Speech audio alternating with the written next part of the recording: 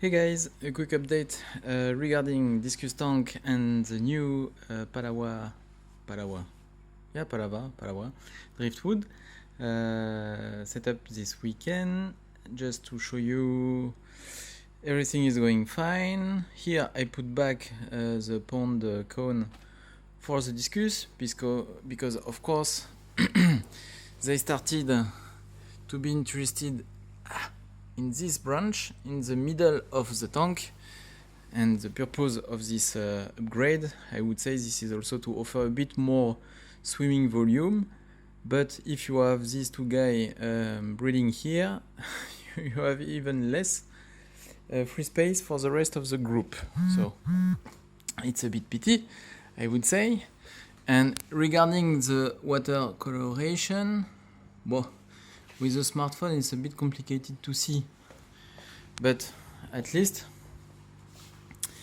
with that amount of Talawa wood, in theory you should have the water a bit more yellow, I would say. And to me, thanks to ozone, you can see what kind of clarity you have. Maybe this way better. So it's not a parameter of the smartphone. This is really how helpful it could be, this ozone system. Yeah, I haven't shown you the ozone. I'm talking about ozone, but I mean ozone generator. This is this guy over there, here. Ozone 200 von Aquamedic.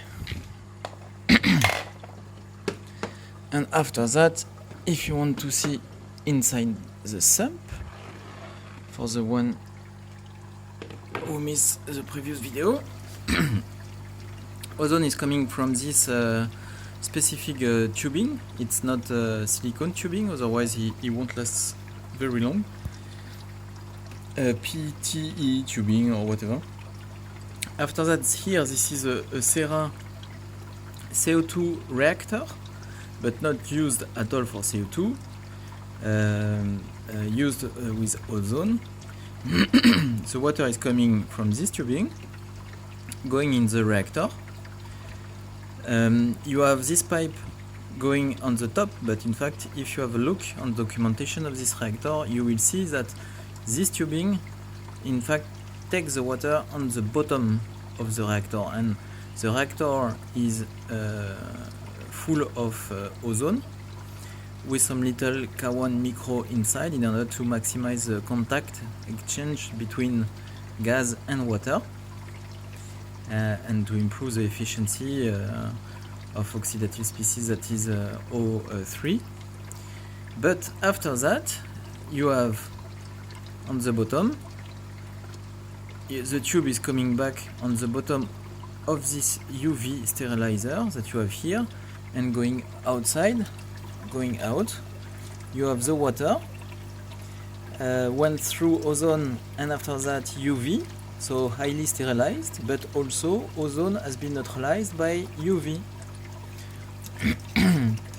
And you can see a mixed, and I would even say that I push too much air currently in the reactor, and I will have to slow it down a little bit. After that, this little light indication, it is that the lamp is on and working fine. I made already some tests with such kind of here redox evaluation. Not so expensive, this little Chinese system.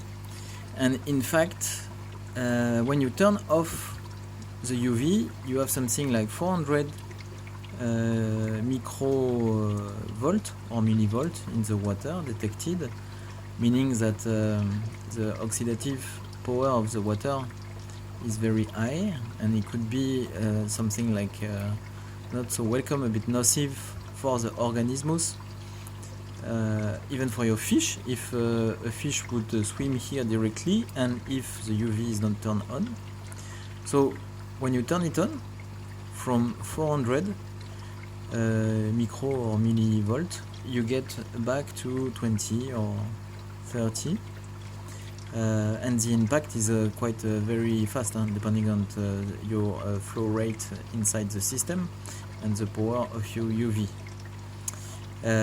But the best result that you can get, this is not specified by that kind of controller. It's more that you don't smell ozone, and if you turn off the UV and let it run few hours, you will smell it everywhere. So this is a nice way, quite economic to my mind, to get perfectly transparent water, and I'm encouraged most of the Aquarise stickers that I can meet to test, maybe to validate if it's still needed, but at least to give a try to this technology. That's all for the day, guys. Ciao!